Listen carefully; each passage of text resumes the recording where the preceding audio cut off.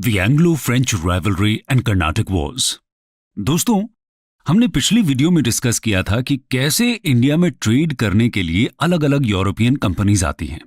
आज हम उन्हीं में से दो कंपनीज इंग्लिश और फ्रेंच के बीच की राइवलरी को डिस्कस करेंगे। तो चलिए शुरू करते हैं। इंट्रोडक्शन। दोस्तों, वैसे तो ब्रिटिश और फ्रेंच ट्रेड करने के लिए इंडिया आते हैं, लेकिन बाद में ये दोनों इंडिया की पॉलिटिक्स में इन्वॉल्व हो जाते हैं। ऐसा इसलिए क्योंकि ये दोनों ही कंपनीज मर्केंटिलिज्म में यकीन करती थी, जिसके अकॉर्डिंग प्रॉफिट को मैक्सिमाइज करने के लिए ट्रेड में मोनोपोली होना जरूरी माना जाता था। दोनों पावर्स इंडिया में कमर्शियल मोनोपोली चाहती थी, इसलिए दोनों पॉलिटिकल पावर एस्टैब्लिश करने में लग जाते हैं। तो दोनों के बीच राइवलरी होना भी नेचुरल था। इसके साथ ही वर्ल्ड हिस्ट्री में पहले से चली आ रही ट्रेडिशनल एंग्लो फ्रेंच राइवलरी का रिफ्लेक्शन भी इंडिया में देखने को मिलता है। इंडिया में ये राइवलरी 3 कर्नाटिक वॉर्स के फॉर्म में सामने आती है। तो आइए एक एक करके जानते हैं तीनों कर्नाटिक वॉर्स के बारे में। First Carnatic war from 1740 to 1748। Background. Coromandel coast और उसके आसपास के एरिया को यूरोपियंस ने कर्नाटक नाम दिया था। इंग्लिश और फ्रेंच के बीच इंडिया में हुए सभी वॉर्स जनरली इसी एरिया में हुए थे, इसीलिए इन्हें कर्नाटिक वॉर्स बोला जाता है। फर्स्ट कर्नाटिक वॉर यूरोप में हुए ऑस्ट्रियन वॉर ऑफ सक्सेशन का इंडिया में एक्सटेंशन था। 1740 में यूरोप में ऑस्ट्रिया के सक्सेसर के इशू पर वॉर शुरू होता है, जिसमें इंग्लैंड और फ्रांस आमने सामने होते हैं। यूरोप की राइवलरी इंडिया में पहुंच जाती है फर्स्ट कर्नाटिक वॉर के रूप में।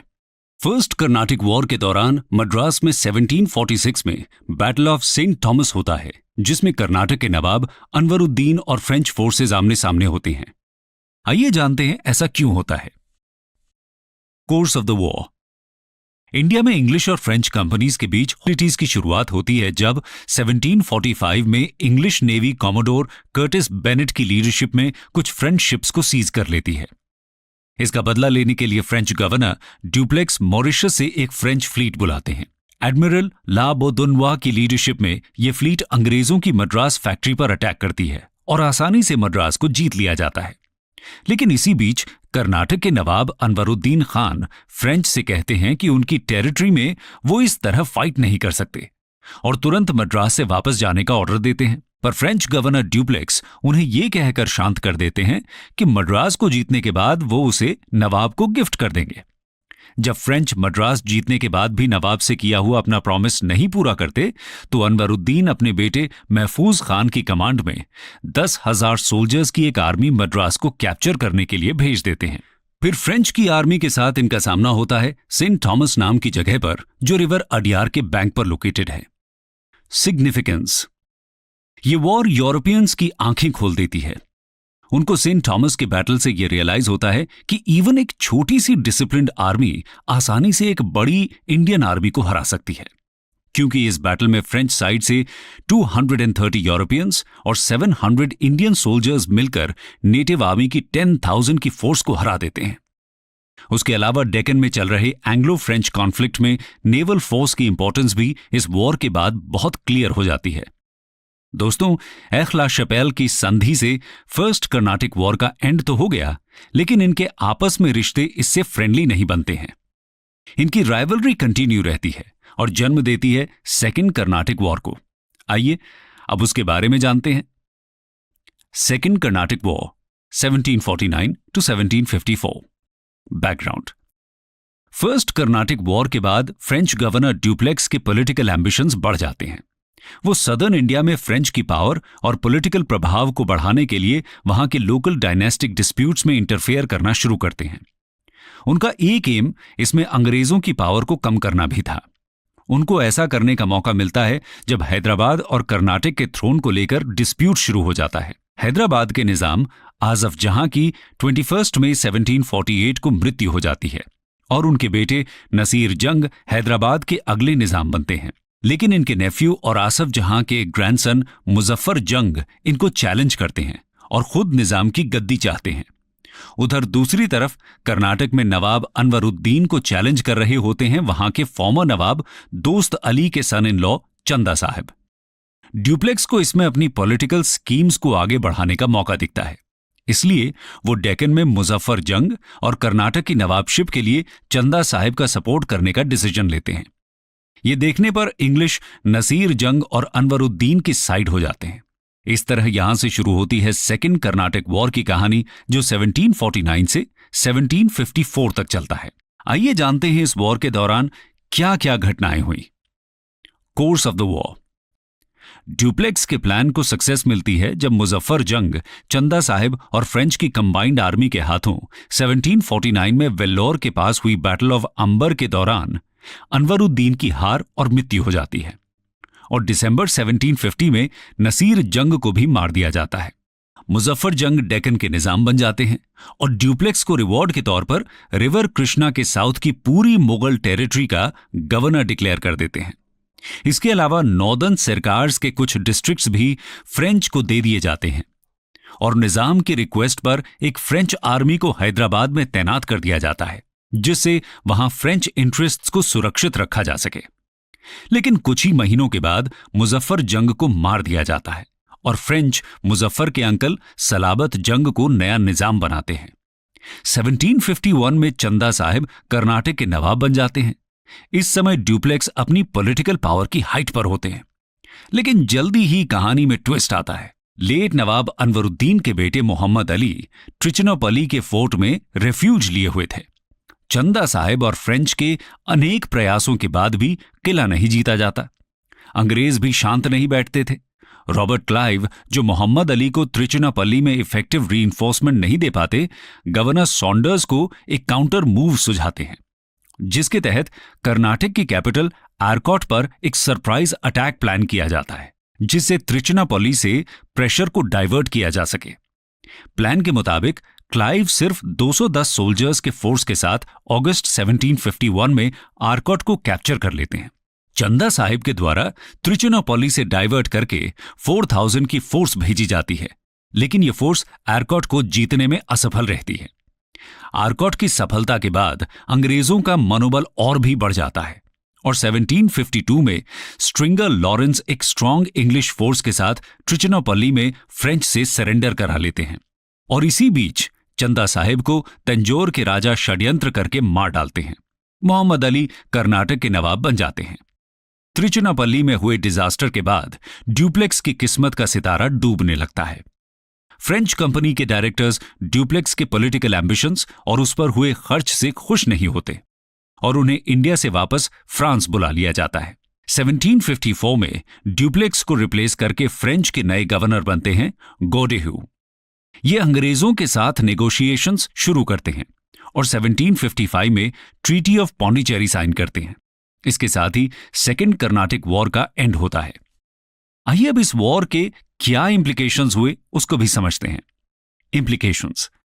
सेकेंड कर्नाटक वॉर से यह साफ हो गया कि यूरोपियन कंपनी को सक्सेस के लिए इंडियन अथॉरिटी के सपोर्ट की जरूरत नहीं है, बल्कि उल्टा इंडियन अथॉरिटी कंपनीज के ऊपर डिपेंडेंट होने लगी थी।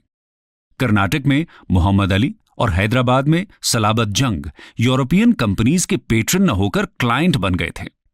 इंग्लिश और फ्रेंच के बीच कॉन्फ्लिक्ट का यह दूसरा राउंड भी इनकंक्लूसिव रहा, क्योंकि अंग्रेजों के कैंडिडेट मोहम्मद अली कर्नाटक के नवाब तो बन जाते हैं, लेकिन फ्रेंच डेक्कन में अभी भी स्ट्रांग थे।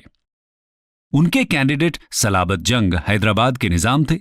साथ ही सालाना 30 लाख रुपए रेवेन्यू देने वाले नॉर्दर्न सरकार्स के कुछ इंपॉर्टेंट डिस्ट्रिक्ट्स भी फ्रेंच कंपनी को मिल गए थे। हाँ, वॉर से पहले की तुलना में साउथ इंडिया में फ्रेंच की पोजीशन कुछ कमजोर और अंग्रेजों की पोजीशन कुछ स्ट्रांग जरूर होती है। इंडिया में एंग्लो फ्रेंच राइवलरी का डिसाइसिव एक्शन होता है थर्ड कर्नाटक वॉर में। तो आइए अब उसके बारे में डिस्कस करते हैं।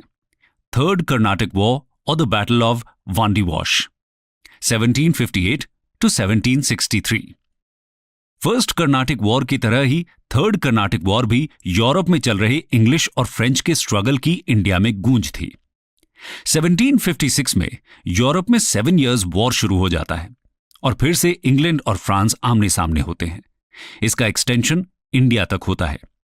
फ्रेंच गवर्नमेंट 1757 में जनरल काउंट डी लैली को इंडिया भेजती है, जो 12 महीने की यात्रा के बाद 1758 में यहां पहुंचते हैं। इसी बीच ब्रिटिशर्स 1757 में बंगाल में प्लासी का बैटल जीत चुके होते हैं, जिससे उन्हें इनॉर्मस रिसोर्सेज मिल जाते हैं और 1758 में ही काउंट डी लैली फोर्ट सेंट डेविड को कैप्चर कर लेते हैं। लैली का नेक्स्ट मूव मद्रास को घेरने का होता है, लेकिन वहां अंग्रेजों की एक स्ट्रांग नेवल फोर्स आ पहुंचती है और लैली को मजबूर होकर घेराव खत्म करना पड़ता है। इसके बाद लैली हैदराबाद से बसी को बुला लेते हैं। ये फ्रेंच की एक बड़ी गलती साबित होती है, क्योंकि इससे उनकी लैंड गैरिसन कमजोर पड़ गई।